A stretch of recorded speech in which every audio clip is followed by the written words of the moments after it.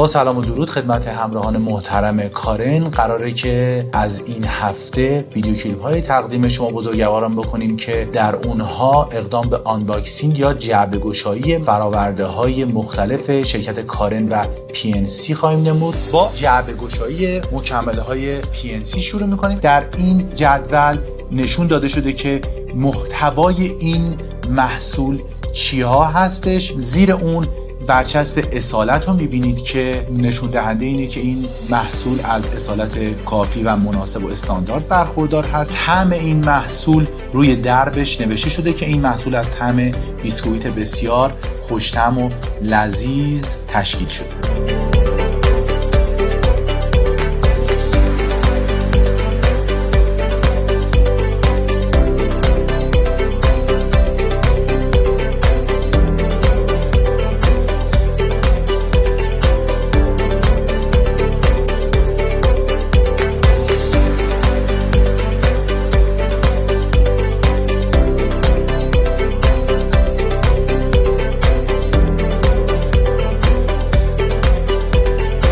خب یک دست و یک پارچه بودن این مکمله ها رو میبینید.